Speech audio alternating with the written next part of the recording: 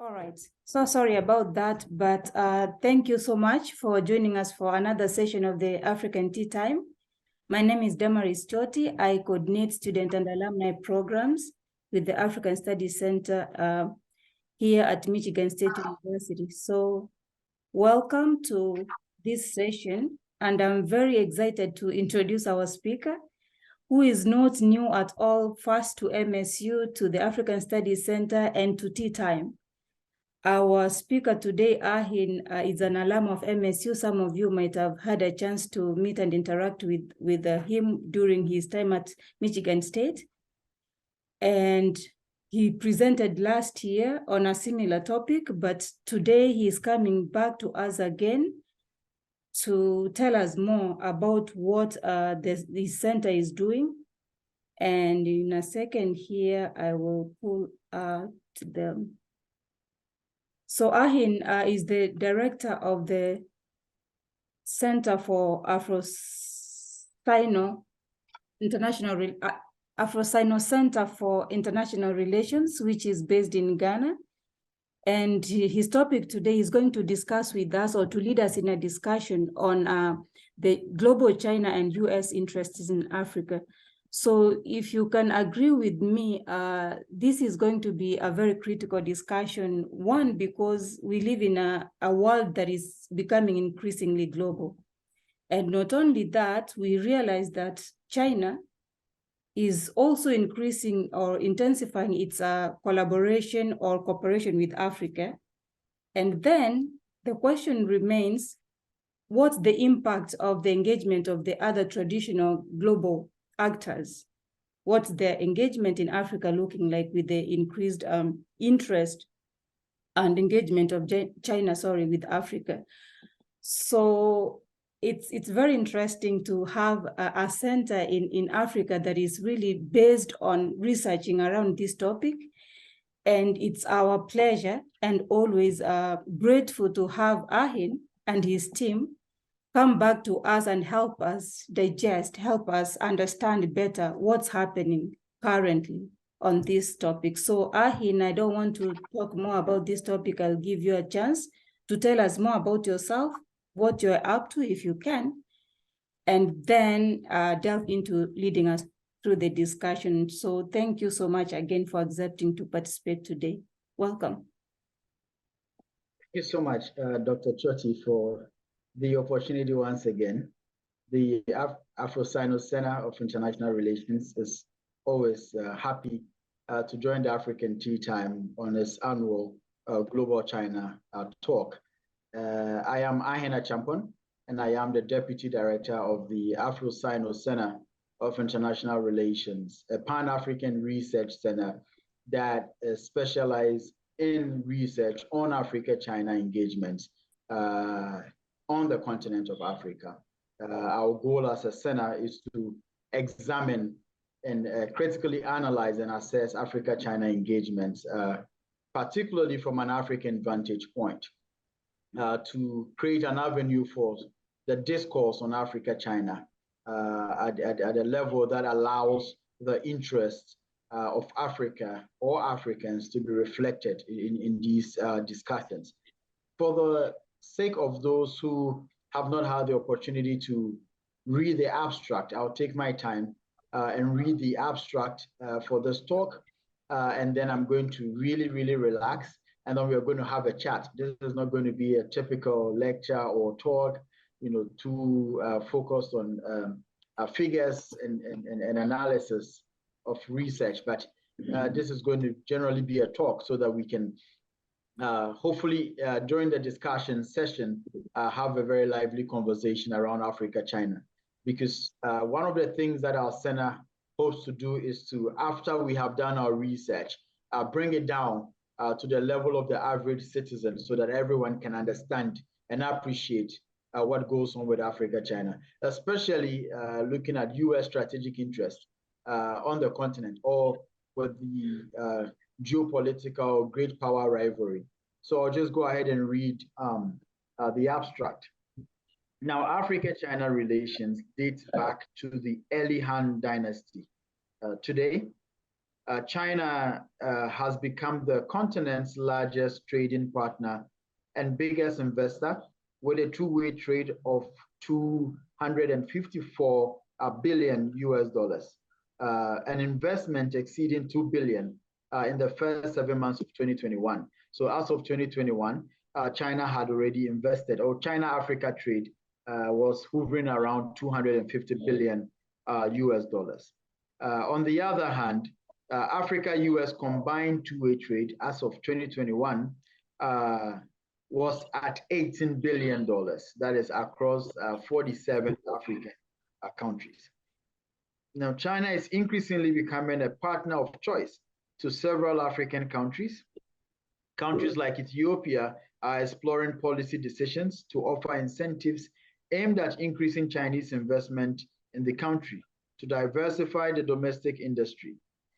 China's outlook on the continent has increased tremendously, with current research findings placing the United States second to China in terms of positive influence outlook on the African continent. That is how how Africans view China and the United States. China has surpassed the US also when it comes to the outlook or how Africans view China vis-a-vis the United States. Now, this feed by China is largely attributed to China's infrastructure projects and investments on the continent.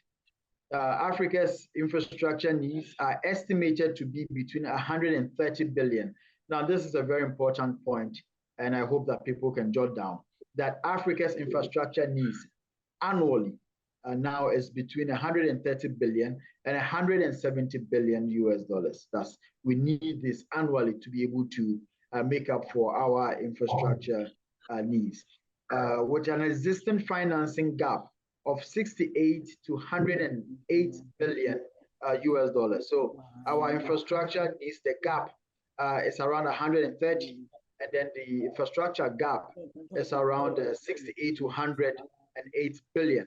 So technically, we are doing around some 30 to 60 billion of what we need out of the 170 or 130 to 170 billion. So this is very important. Now, Chinese companies dominate Africa's construction and infrastructure sector, with market shares ranging between 31 to 62%, depending on which country you are in and all of that. So the range is between 31 and 62%. That is Chinese companies' shares in terms of the market shares.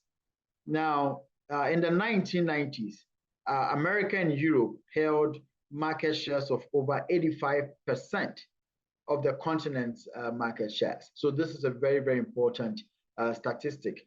In the 1990s, the US and Europe, that's the West, held about 85% of the continent's share. Today, China controls up to 62% of Africa's market shares. Now, Chinese companies are venturing into almost all sectors of infrastructure and construction and are characterized by easy financing, enormous scale, low cost, and high speed. While Africa benefits from these massive infrastructure projects and investments, China, which has been aware of Africa's collective political power in multilateral organizations, has benefited significantly from the continent in that regard. The two partners have increasingly signaled a win-win collaboration among co-equals. Now, this is also a very, very important point that I will be bringing up in my talk, the issue of win-win collaboration and the issue of co-equals. Africa has not enjoyed that with the West to a large extent. So we're getting this new narrative, or recently new narrative, of win-win collaboration amongst co-equals, a very important point that I'm sure would come up during the discussions.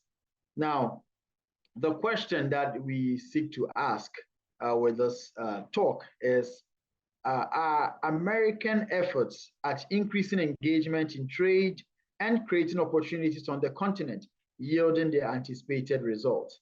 American efforts yielding the anticipated results?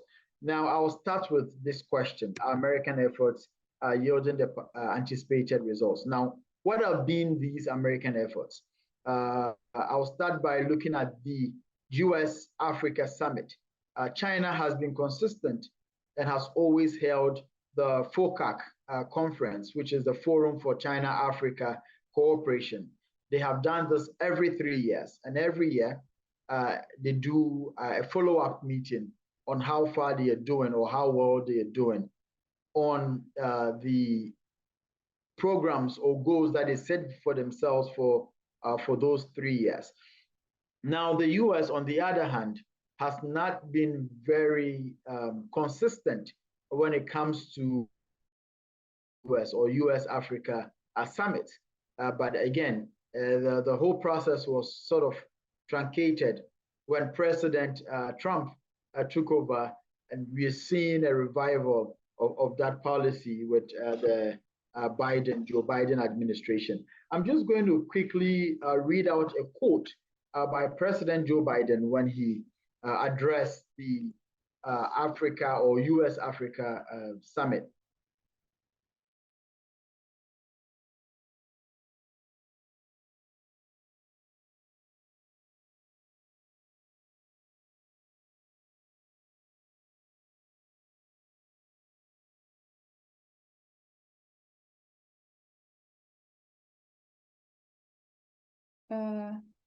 Looks like Arhin's internet is frozen.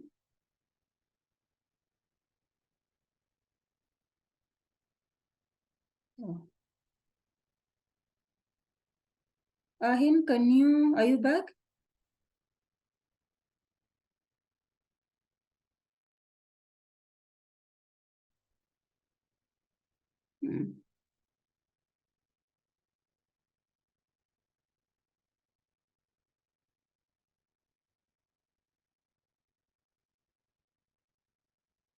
I think Arhin, can you hear us? Yes, I can hear you now. I think I lost you for a bit. Oh, okay, sorry. Welcome back.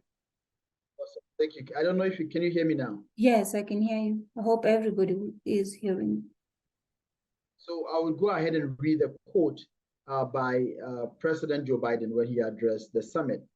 He says, and I quote, that Africa will shape the future, not just the future of the African people, but of the world. That is what Joe Biden said. And then this is another quote from Antony Blinken, the US Secretary of State. He says that Africa is a major geopolitical force. It is one that has shaped our past, it is shaping our present, and it will shape our future.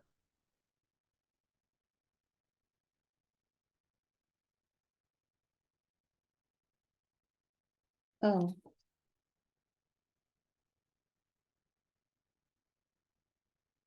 Okay. Arhin is lost again. Oh. Sorry, everyone. It looks like the internet is not up to any good for Arhin, but hopefully he's going to be back.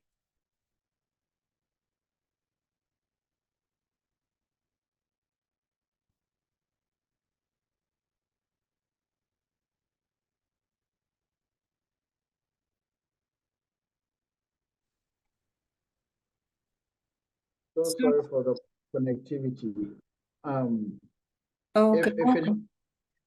I would just switch to my phone, and instead of the laptop, maybe that would help. Or if that helps, I'll probably just put off my video. Doc, is that okay? Sure. Or do you need?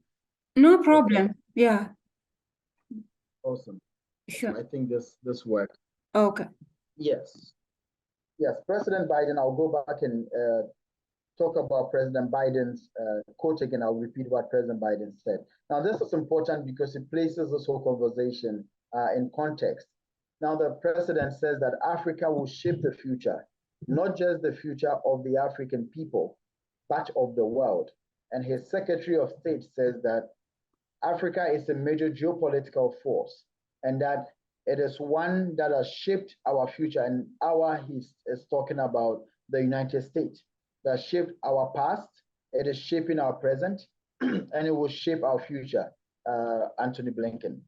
So the question then becomes, what is the US doing in terms of increasing its presence on the continent of Africa? Now, this is a very important question and a very difficult one at that to answer, because as it stands now, researchers are unable to tell whether the US is actually interested in enhancing its relationship or its partnership with Africa, or whether its moves are countermeasures against China's advancement on the global at the global level or the global stage. Now, why do we say this? If you look at the US-Africa summit, one of the biggest takeaways, or one of the biggest things that came out of that, was the United States commitment of $55 billion to advance shared Africa and US priorities in the framework of the AU's Agenda 2063. Now, the US had just committed $55 billion to Africa for 3 years. At the same time, the United States had just requested an extra $40 billion US dollars funding for the Ukraine war. Now, total funding towards Ukraine alone as a country is $100 billion US dollars. And we have about 54, 55 African countries being allocated $55 billion for a period of 3 years. Now, this point made a lot of people question the US's or the United States seriousness when it comes to its relations with Africa. The first US counter policy against China when it comes to Africa was what the president called the B3W, that is the Build Back Better World. Now, in this policy, which was supposed to be targeted at developing countries, especially Africa, China was mentioned in that document more than Africa was. This again was a concern. For or two scholars within the China-Africa space, as well as scholars in the international relations arena. Now, let me just list some of the major takeaways or the shared values. Let me go first to the shared values that came out of the US-Africa summit, and then we'll juxtapose that with the 9 programs that Africa and China resolved to implement over 3 years. Now, the US-Africa shared values are: 1, to better foster new economic engagement; 2, reinforce US-Africa commitment to democracy and human rights. I think I will settle on the second point and touch on 1 or 2 things. Now, whenever you talk about or we hear the issue of US-Africa or US any other continent or country shared values and the issue of democracy and human rights coming, it automatically sounds or sends the signal that we are looking at US interests and not necessarily the other partners' interests with regards to human rights or democracy. Because research has shown that a lot of countries are unable to voice out or to publicly declare their stance when it comes to human rights or when it comes to democracy, if or when it goes against the United States or when it conflicts with the US idea or perception or concept of human rights or democracy. And so the issue of shared democracy and human rights becomes an issue. A critical example, or a fairly recent example, is the Vice President's visit to Ghana.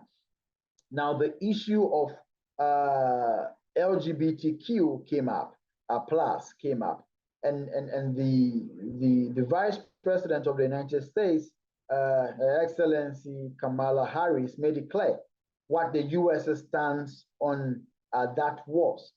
You could see the president's response. I mean, it wasn't the usual Nana Addo Dankwa Akufo-Addo responding to an international or a foreign leader. You could see the tension in his response. And he actually indicated that this was a bill in parliament and hadn't even been passed yet. And so the fears of the vice president of the United States were not to some extent justified, and that he believed that the parliament of Ghana will well represent the people of Ghana. Again, it wasn't an issue of what are the values that you uphold, or what does this mean to you, but it was a value of this is the US stance on this issue. So you are either with us or you are not with us. So this concept or this perception of some shared value doesn't really sink in with African partners when it comes to the United States. And several African leaders have voiced this out. So this is quite evident. Now, the third one is to mitigate. Please, can you hear me clearly? Yes. Yes, yeah. So the third one is a shared value to mitigate the impact of COVID-19 and of future pandemics. Then the fourth is to respond to climate crisis. I'll dwell a little bit on the climate crisis issue. Now, this has also been a huge topic or a topical issue because the African countries have consistently accused the West of not upholding their side of the bargain when it comes to climate change or responsible carbon emissions. And we are seeing the West continuously shift the goalpost when it comes to climate action. And we all know that the most vulnerable of all is the African continent. And so we are not seeing the determination or the commitment of the West to actually address climate change or to implement its climate action policies. And so these key shared values, really, at least half of them, 2 out of the 4, are not really shared values or are not really being tackled in a way that you could say that are mutual to some extent. Let me go back to the president of Ghana. He has been very vocal, actually calling out the United States and the European Union for not upholding their bargain, especially when it comes to financial support that were pledged to African nations to address climate crisis and its negative implications on the continent. Now we come and look at the key takeaways that came out of the US-Africa summit. The first one was the President Joe Biden's support of the African Union to become a member of the G20. Now, many have considered this for a mere rhetoric, because we know that the US, the United States, plays a key role in the G20. Most of the strong powers, China, Russia, and the rest, have already said that they need or that they support the African Union being a member of the G20. And again, by that, the G20 becomes the G21. And the US seem to have the, let me say, the autonomy, sort of, or the veto to call this. And yet the president comes out and then he's saying that he also shares the same vision, instead of taking the actions to see this happen. So we are what researchers and what some observers are saying is that this shouldn't just be a talk show. This should be action. There should be timelines saying that, okay, we have admitted that we are going to accept or admit the African Union into the G20, and not just to talk about it or to say that you support it, because you have the power to actually make it happen. So these are the issues.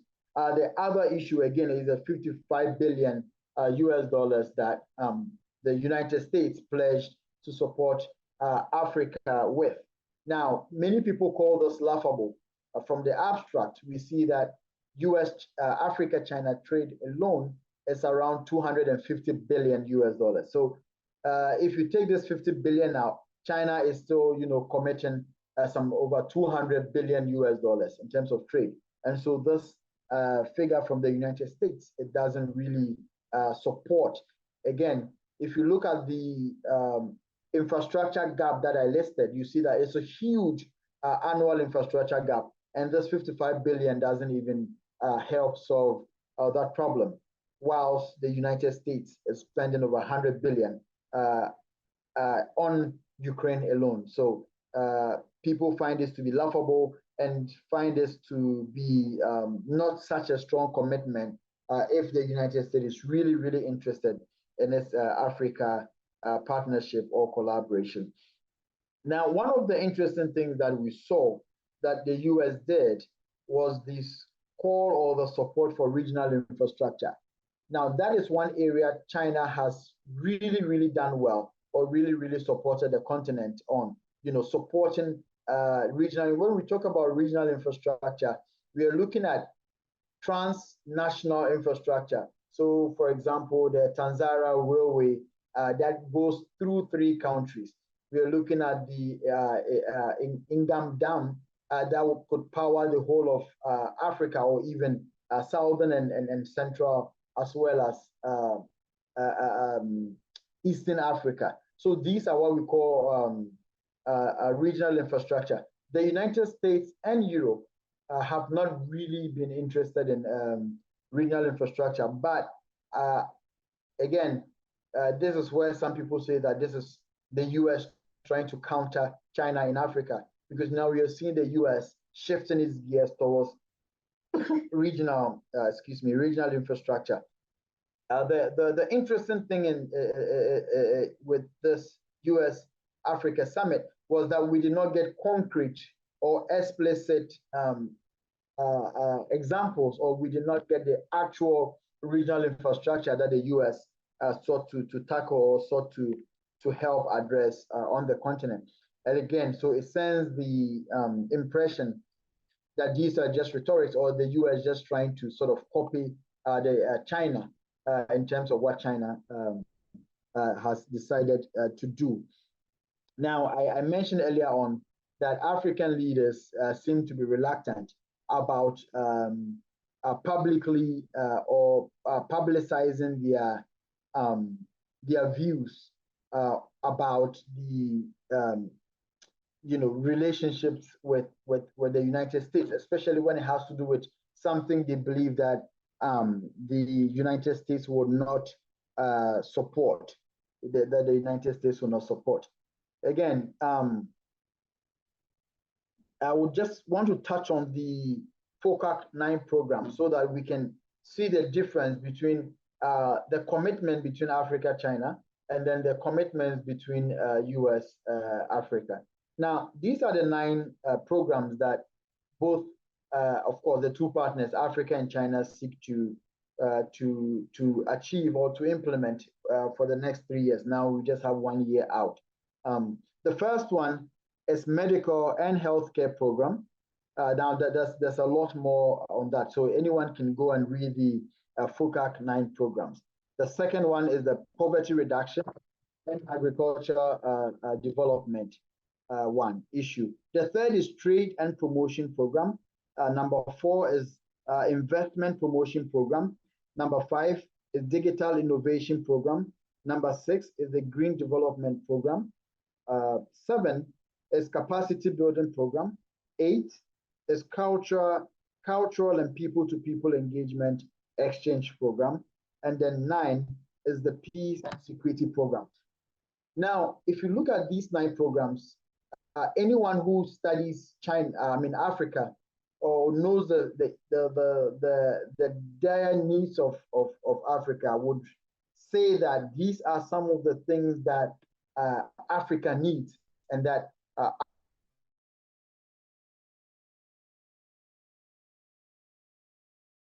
this program, or what they were looking to do, you will see that it had more to do with the issue of democracy it had more to do with the issue of human rights, and then had to do with climate change. And so people look at it and then they only see an Western or Eurocentric narrative. Now, in wrapping up my discussion and going back to the question, President Ramaphosa of South Africa described US or Western Africa relations as paternalistic, where the West comes and then they tell Africa or African leaders what they expect, what their expectations are, and what they want.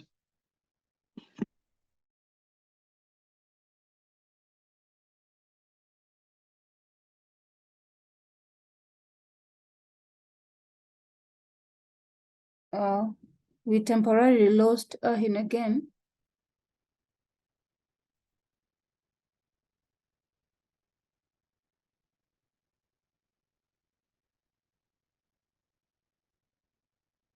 Oh. Hi, Doc, can you hear me now? Yes, we can hear you. Sorry, so I'm just wrapping up, and how they want Africans or to react or to act. And so the question that we ask, I will leave that question to all of us during the discussions and to share our views before I would share my thoughts on that question. And the question is, are American efforts at increasing engagement in trade and creating opportunities on the continent yielding the anticipated results? I really would like to hear the thoughts of the panelists here, I mean, of the audience here. And I know that most of the people on this panel, like MF Ayengbe, are interested in Africa, China, and US strategic interests, and they may be able to share some interesting thoughts. So I'll hand over to you, Doc, and then maybe I can take some questions. Okay, well, thank you so much, Arhin. Thank you for opening up the discussion on this very important topic or issue or debate about the US and other global actors and bringing China into the context too. So I don't see any questions on the chat, but I can begin. I know you've asked this broad question, and I'm hoping that people can be digesting it as we go along. I'm not addressing that question per se for right now, but I had a kind of an overarching question for you, Arhin. And it's based on your analysis that the China-Africa engagement is currently viewed as a win-win situation. And by win-win, then it implies that we have, somehow the analysis implies that we have an equal partnership in this case. So based on the work that you do, and I know you're so involved in this research on Africa-China relations, what can you say about what prompts you or the analysis to come up with this conclusion that it looks like it's a win-win? Thank you so much, Doc.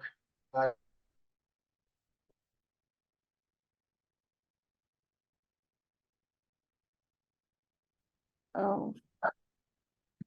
Doc, can you hear me? You're back. Yes, thank you. Yes, I can hear you. Okay, so I wouldn't say, and I didn't say that it was a win-win situation. It's rather been characterized as a win-win situation. So that is how they want to frame, or we have framed both China and Africa when they meet. That is usually the framing of their collaboration of win-win amongst co-equals. But we have not found that that is the case. Oh. My director, Pam, did a very brilliant paper on that.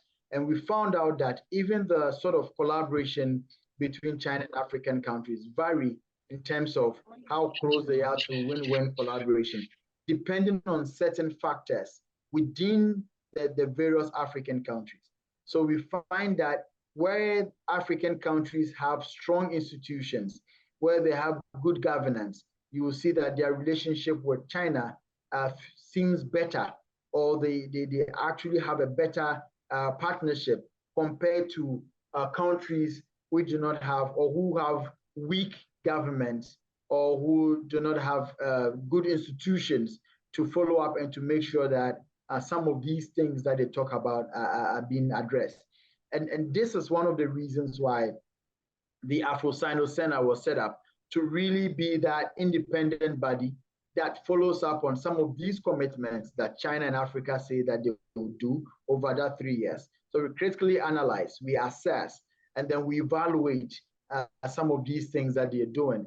Unfortunately for us as a research center, you will find that getting information on Africa-China engagement or stuff like these are very, very difficult, because some of the African countries, or both Africa and China, have not set up institutions that really monitor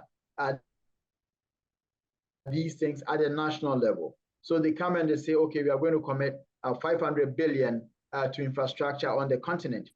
There is no mechanism to really trace and to verify if that 500 billion has come into the continent, and whether that 500 billion was used for X and Y and Z infrastructure, right? So there's this picture being created, and yet we are not able, as we speak, to say for sure whether these things are being done, right? So when they go for the summit, they say all these things, but the continent itself is not really following up with these things, assessing or finding out whether these things are being done, right?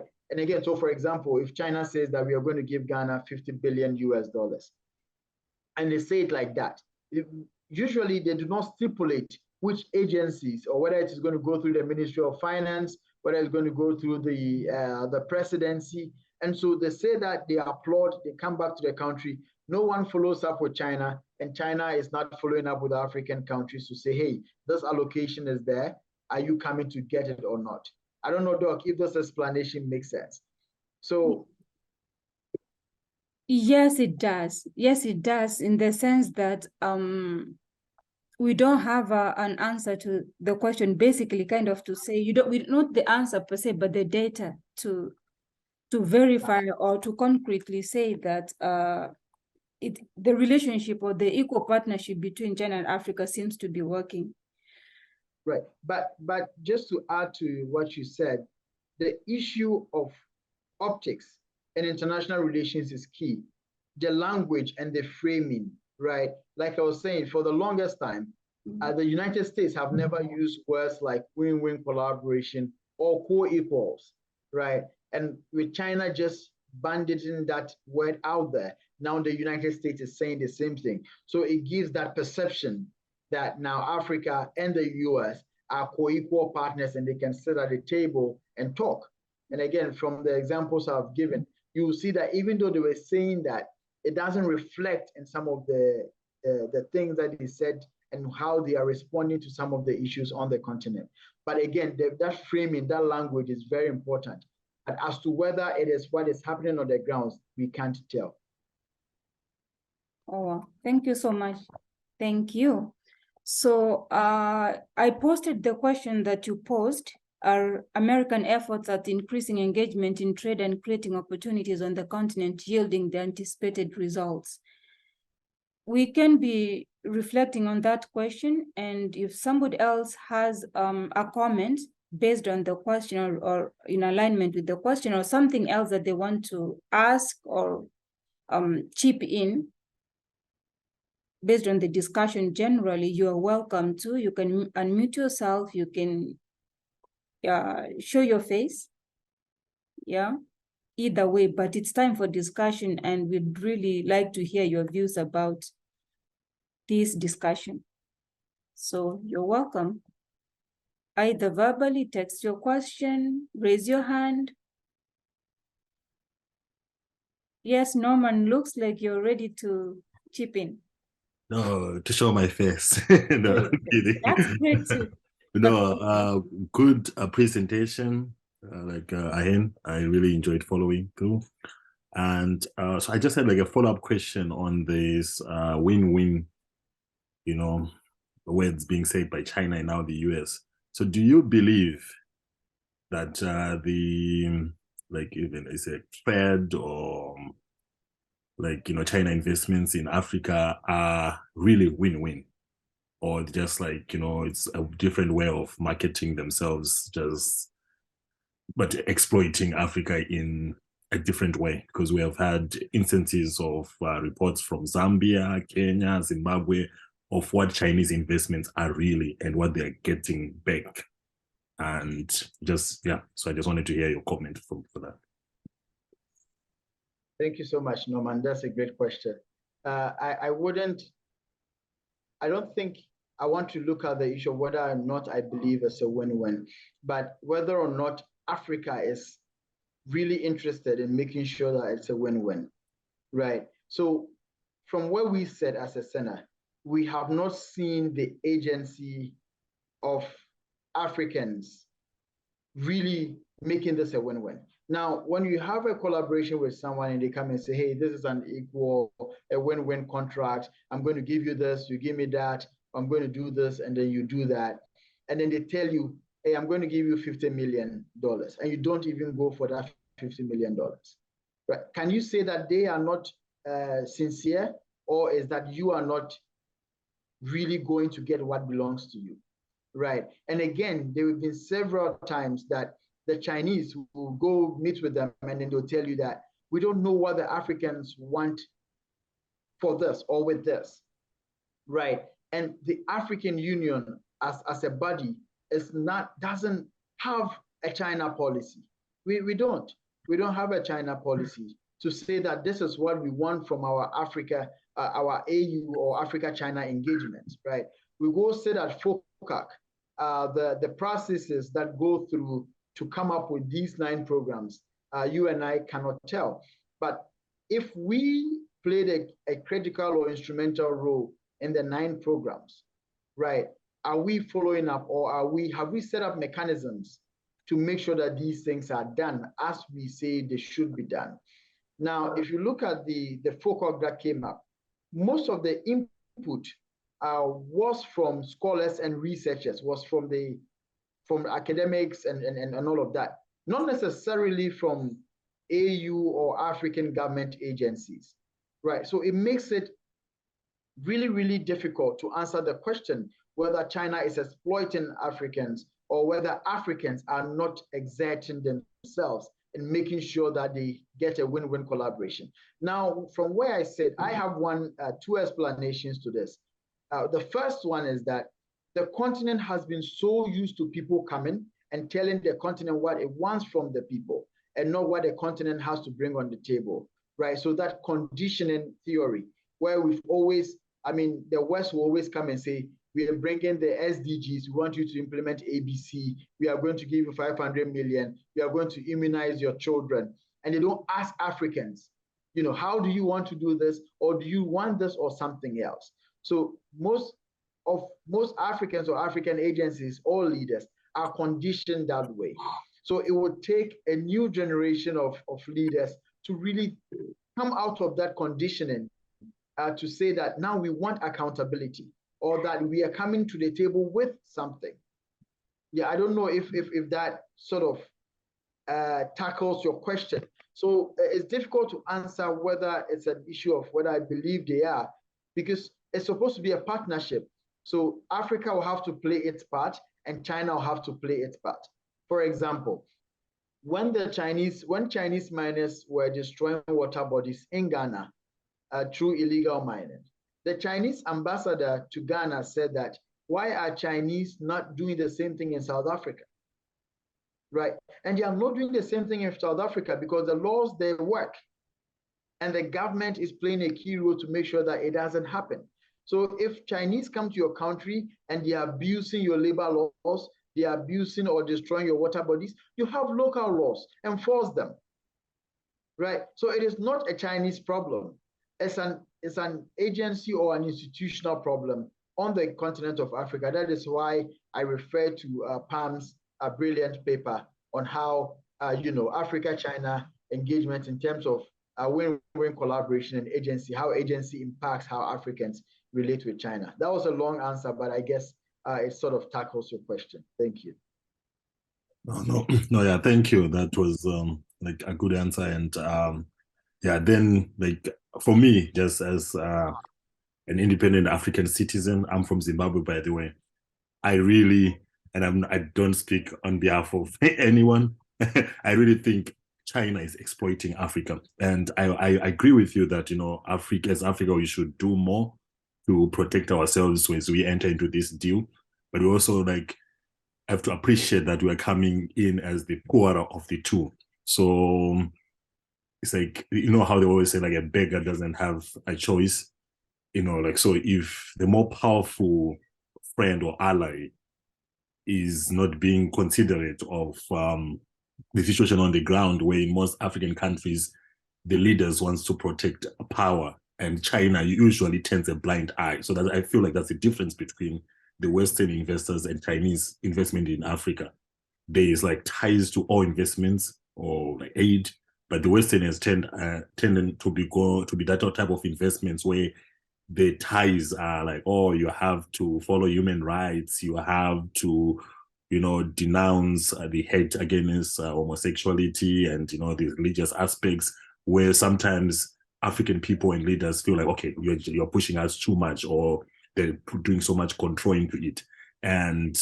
But China now comes in, they just say, okay, you want a stadium constructed, we have a construction company, will bring in the bricklayer. Imagine that in Ghana, there are no people that we have such unemployment in almost African countries, but China brings their laborers from the most unskilled level to the most skilled level, and they take the contracts.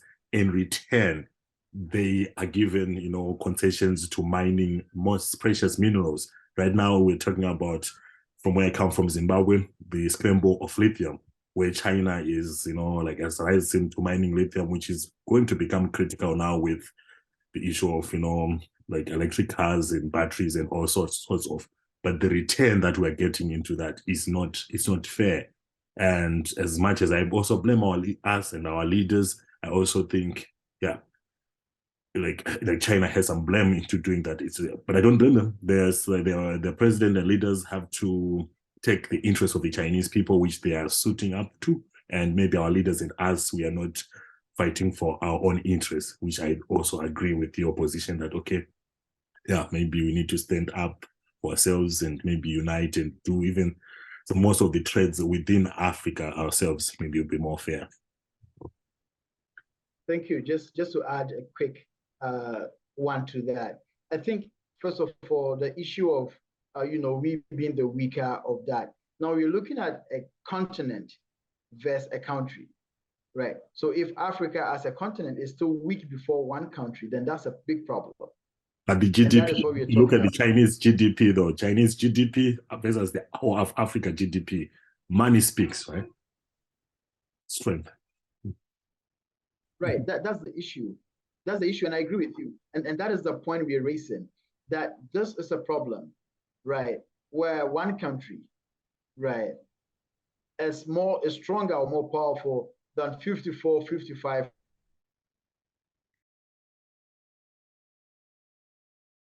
Like I said, the issue of the abuses of labor laws and all of that they bring in, it varies from country to country. Some countries have laws that prohibit some foreigners from engaging in certain activities or economic activities, and they are enforcing them, right? Some countries have those laws, but they do not enforce them. If you ask me as a scholar, I'll tell you, you can't put that blame on China, because those are local laws. And in international relations and negotiations and all of these, people are seeking their interest. And everyone is looking for loopholes to exploit. Even the US is looking to exploit China. China is looking to exploit the United States. And so if you sit down and you're being exploited, you can't blame the one exploiting you, right? Because now you have the human resource. You have the numbers in terms of population. You have a union, the African Union. You have that one single voice.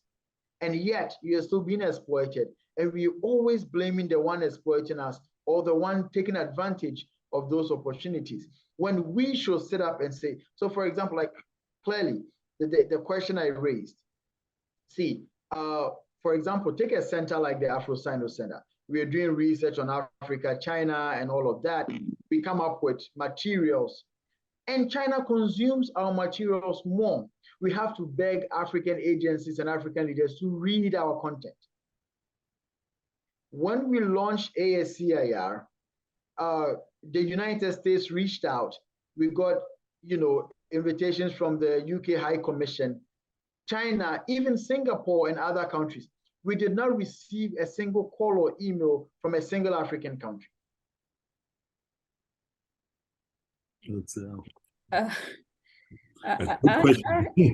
Arhin, you responded to my question. I was going to ask, as a center, who consumes your research? Who consumes your data, analyze data? I was wondering, because you're doing such a brilliant work, because I think perhaps the academia space is where we might begin the discussion. Otherwise, I don't know where else, because it looks like it's a circle. It's been the other global actors that we definitely know, the powerful Western countries. Now it's China. So it does look like we are the problem. I'm sorry to say we are not a problem for sure, but we need to do something. Our urgency is missing. And if it's not, if we can't push for that, if we can't push, for example, the AU to come up with policies that are going to protect our own countries, then it does seem like we're going to be in here for the longest time. So my question was going to be, how well is your research, or not research per se, but your analysis being consumed within the African countries themselves, or even the access to the AU? And if the Africans consume our content, then they don't give us feedback. For example, Pam and a team of Chinese professionals, African professionals trained in China, they have this monthly webinar that they do, right? We just finished the first one, and then we got an email from Paris with regards to that webinar. You understand? We get emails from United States. We've had United States research companies and other institutions reaching out to us for partnerships. We have not received that from the African Union or from African agencies or institutions. We reach out to them. And when we reach out to them, you have to go through a cumbersome process to even get your content read, to even get people you are working for to participate. Let me give a critical example. I mean, a very quick example. We did a research work on Ghana's economic recovery and China's role in helping Ghana recover from COVID-19. Doc, we are still trying to get the Ministry of Finance in Ghana to answer or to respond to some of our questions. We still, it's over a year now. We still cannot get them. Other agencies, the Chinese side, we've gotten responses, we've done all this, we cannot get them. I did a collaborative work with a researcher called Veda Vejinathan from India to look at, India, China, and Ghana and the perspectives and all of that stuff. We got Indian high top executives to participate in the work. We're still struggling to get the African side, right? So there's a clear problem. There's a clear problem. And we really, really need to set up as a continent and to be interested in this. I mean, China is the biggest trading partner of the continent. China is the biggest investor on the continent. And yet the African Union has not come up with an intentional policy to really look at China, to even follow up on our FOCAC programs. And then we are saying as a center, we want to do that for you. And we still have to beg to get ahead. So just like a comment or a follow-up onto that. And so like, since your center is maybe like, like founded or formed to serve like, Africa and Africa, won't it also fall to you to really like, try, and I say, you're saying you're reaching out, but also to really seek those partnerships, because I think it's not just your center, that is doing this amazing work, right?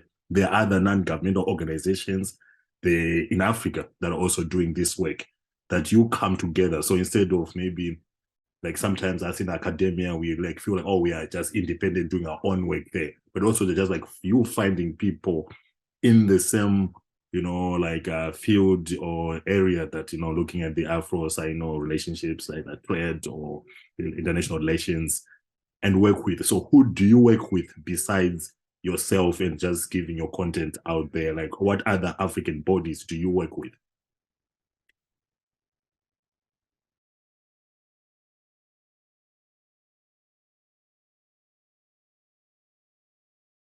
Looks like Arhin is not here, but we have other members of ASCIR, I think. It doesn't look like it. I think Arhin's internet has been acting up, so maybe we'll wait until he gets back. And Norman, please feel free to repeat your question because it's a very important one. Collaborations, even the South-South collaborations and collaborations within Africa might be another way out, because sometimes you don't want to feel like we feed the the dead, and you just want to be like, there's hope, there's more we can do, and you're doing great already, but we're just pushing it more, that there's more we can do.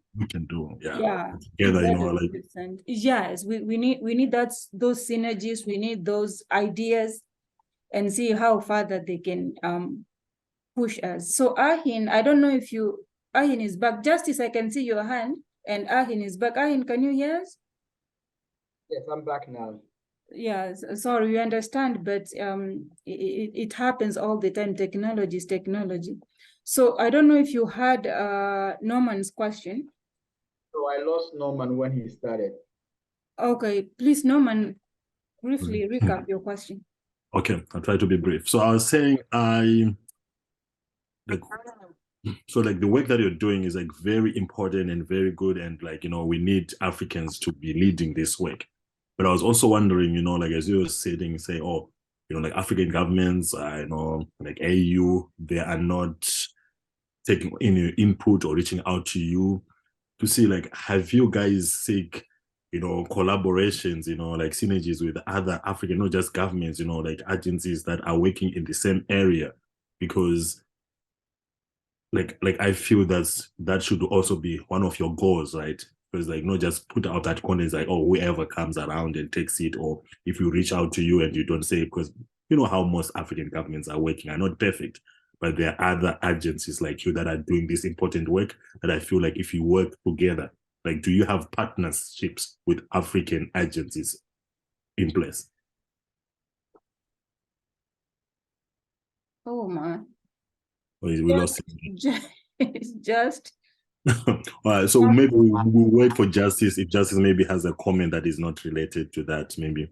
Sure. Justice, you can unmute yourself, please, and comment or ask the question. Hopefully Arhin is coming back. I knew there was Pam here too, but looks like she also left. No, okay, thank you. So I have a question which deviates a little bit from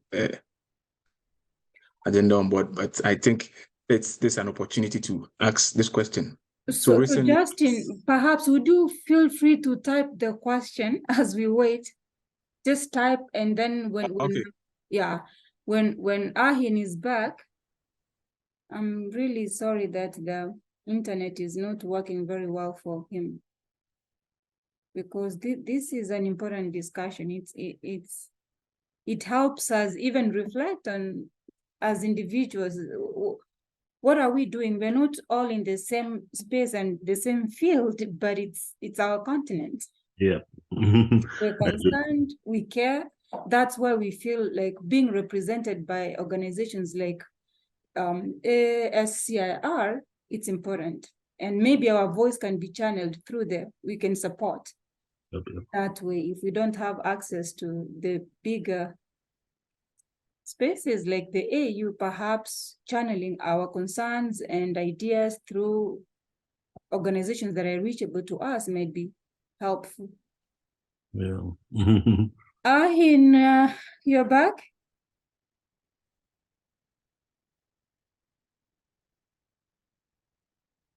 I think he's strategizing now with ASCIR as the background.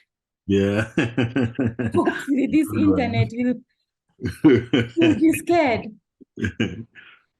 Norman, I think if I may, Doc, I don't know where you guys are now, but I think I heard Norman's question. That's good. We were waiting for you. Just go ahead, please. Okay. And then Justice has a question too.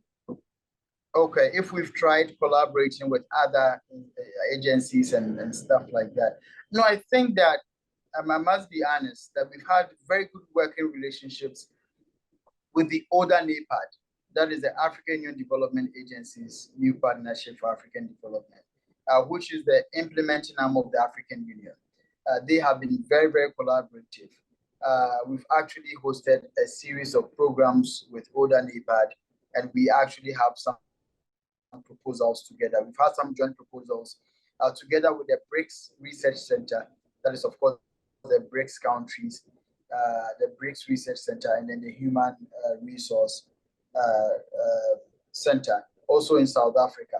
So there have been such collaborations, but I was talking more or less with regards to, the various African countries, as well as the AU intentionally looking at China seriously. For example, when you go to any AU institution, we have an European desk, right? We have people focus on the US, focus on Europe, but that focus is not there for China. And I think that we really need to be conscious about that. We've partnered, we also have partnership with the Chinese in Africa, Africa's in China network, which has a team of very, very, very highly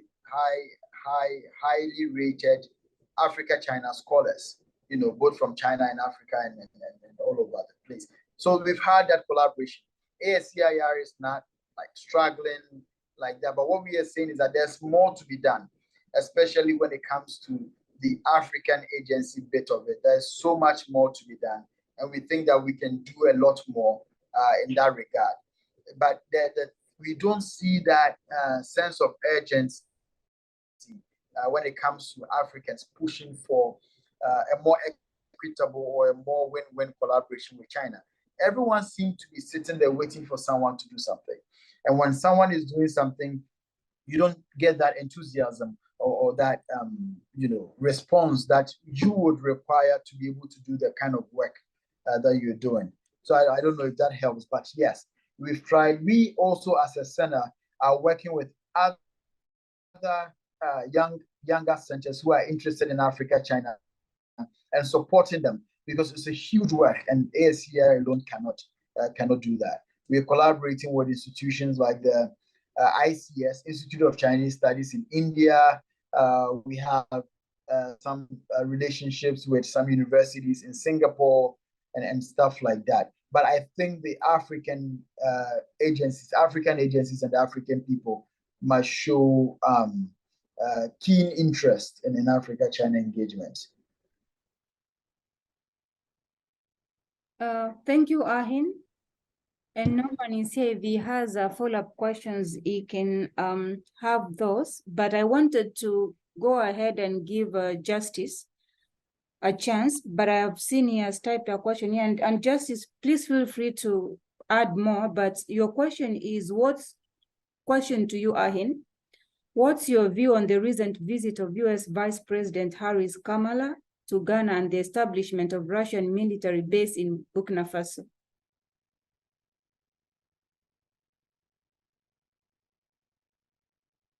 Are you here, Arhin?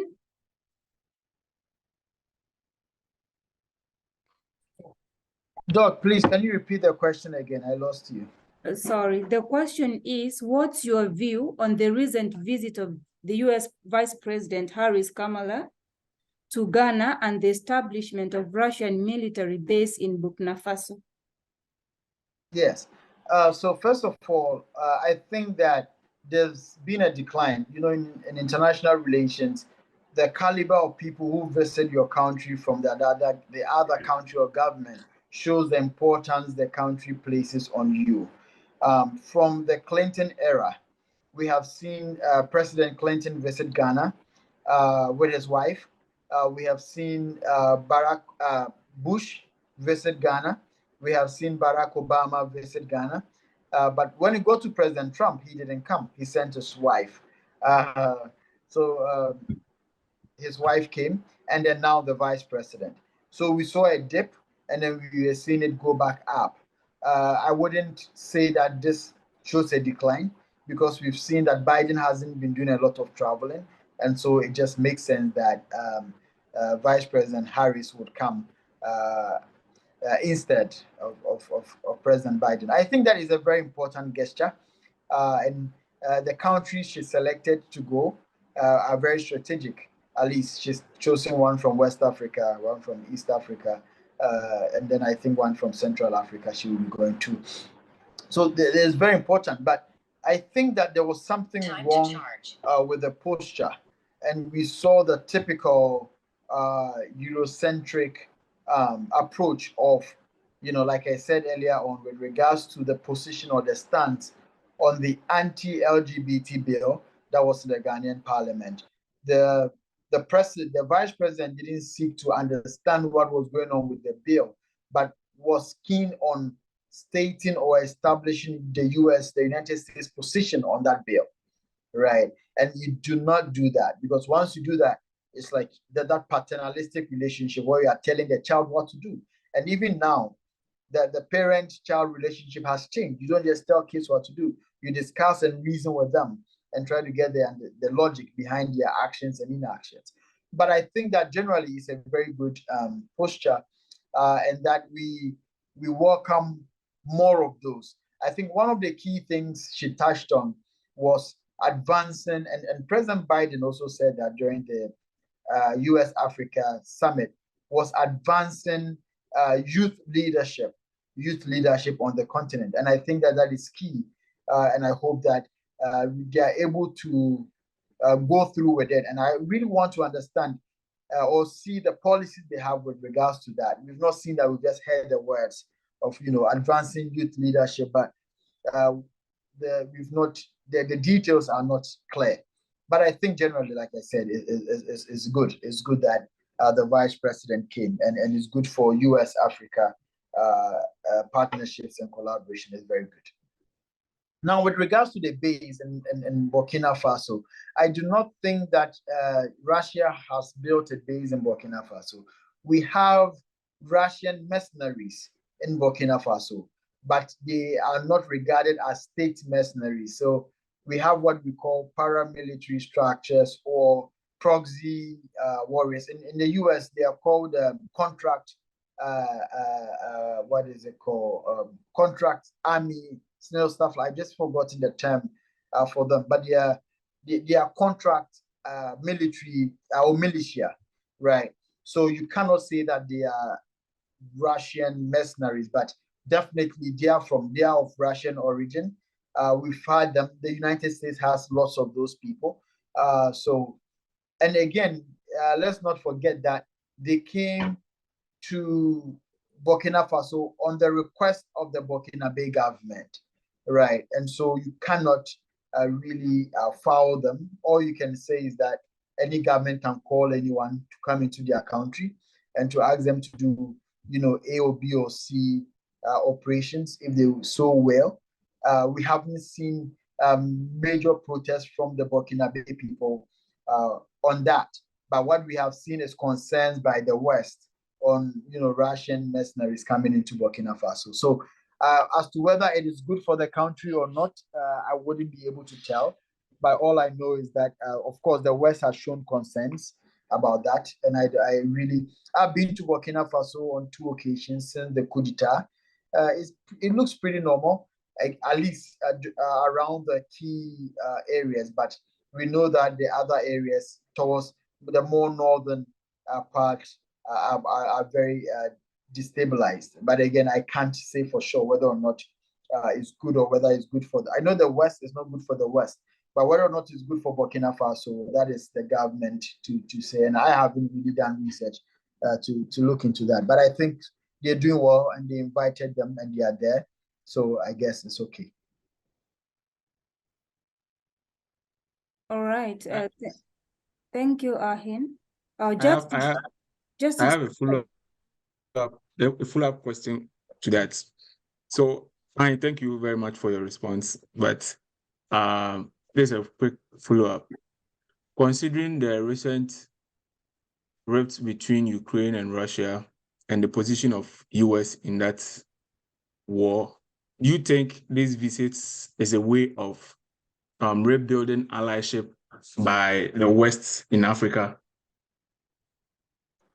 Definitely. I think one of the things I also stated in the abstract is that one of the strengths that Africa brings is prowess when it comes to multilateral organizations like the UN and all of that. Africa has the numbers, and everyone is fighting for those numbers. So whilst China is bringing in infrastructure and stuff, they are also taking Africa's votes at the UN General Assembly and stuff like that. So definitely, there's no doubt about that. The US wants the African support in some of its decisions at the UN. And again, remember that we have about five African countries which are non-permanent members on the UN Security Council. So definitely you need them.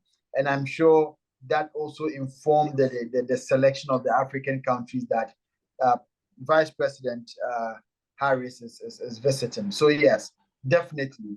We have the numbers, and that is one of the strengths and Africa's biggest leverage when it comes to global and international relations and engagements. Yes. And last question. So considering the recent warrant issue for the arrest of Putin and the rifts currently going on, what will be your advice to African leaders in this situation? That's a very good question. Thanks for that question. I think that we will take a step back and then say that Africans or African leaders have not really been in support of the ICC. And they've made the argument that since the formation of the ICC, Western leaders have not been tried in the ICC or at the ICC. It's always been developing countries and mostly African leaders. And African leaders are saying they don't want that anymore.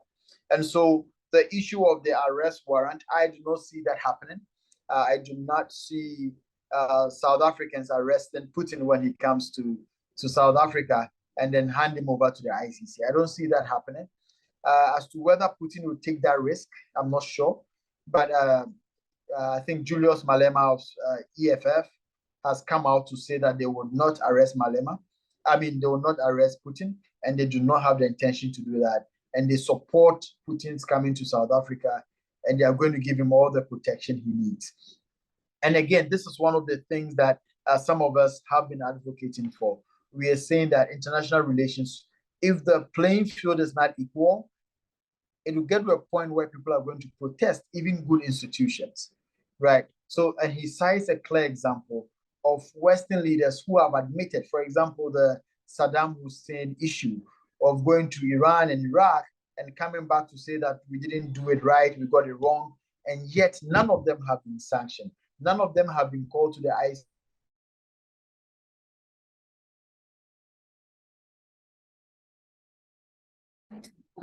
Thank you so much, Justice.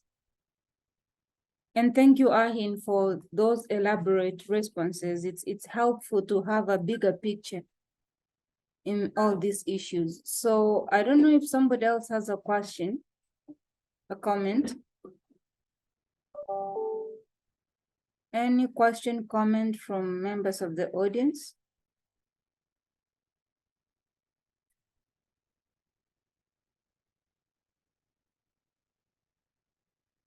All right, let me just quickly look at the chat. We don't seem to have any questions on the chat. I perhaps think we will have to wrap it up here. Arhin, do you have any final comments before we do? Doc, wait, are you referring to me? Say it again. Yes, I'm asking if you have any final comments before we wrap it up. It doesn't seem like we have any more questions. Okay. Yes, so I just want to actually encourage all the people in the audience to really be interested in Africa-China engagement. I mean, it's the present now, and it's going to be, topical for the next foreseeable future. And I think that we really, really have to at least give an ear to Africa-China engagements. If we are going to get the Africa we want, which we stipulate in our Agenda 2063, we cannot ignore China. We cannot ignore China. And China is playing a key role on the continent. We should continue to advocate for continuous evaluation, continuous assessment, continuous monitoring of Chinese engagements on the continent. And we really should be interested in knowing what is going on when it comes to Africa-China. The last thing I would say is that the United States should be interested in Africa for the sake of Africa and the US, not just to counter China.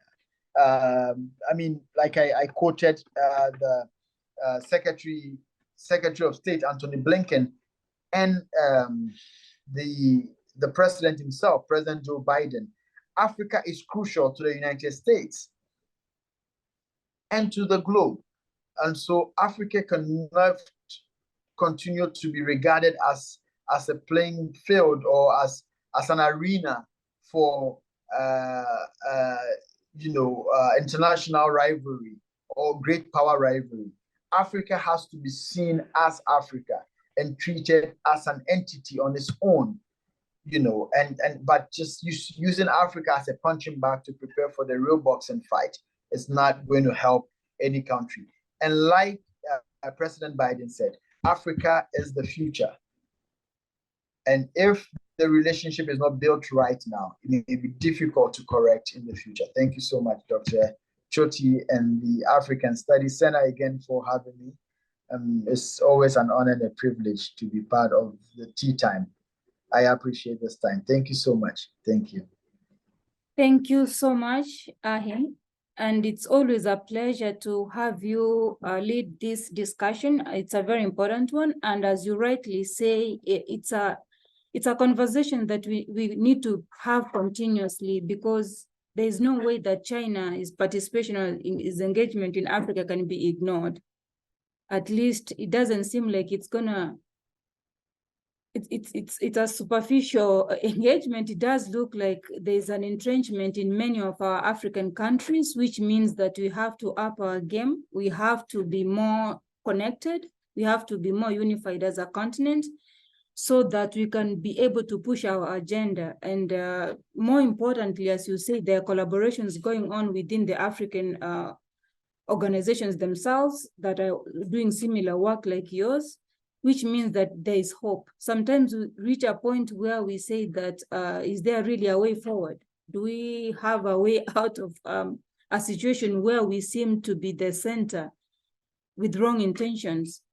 But with your organizations, and we're really thankful that we have people and voices like yours, and all we can do is, I had mentioned before, I think you were off air, that perhaps some of us or our institutions can use an organization like yours to channel our concerns, to channel our ideas, and present the global,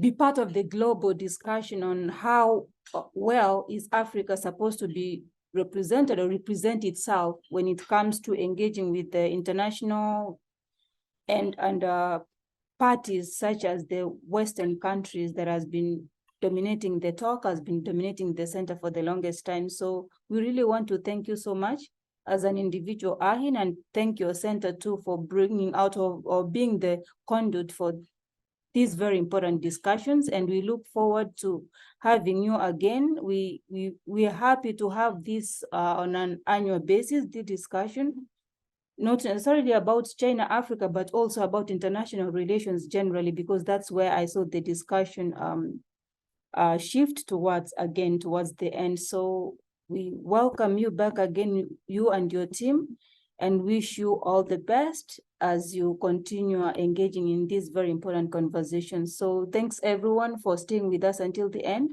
We look forward to seeing you again. We have another tea time coming up in 2 weeks. He's going to focus on a very different topic, environment, and the country of focus will be Kenya. Welcome back.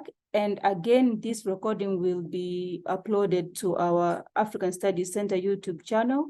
And I'm happy to share the link with everybody. So if you are able to, you can find it on our channel, YouTube channel. But if not, feel free to email me and I'll be able to send you a link once it's uploaded. So thank you so much and bye-bye.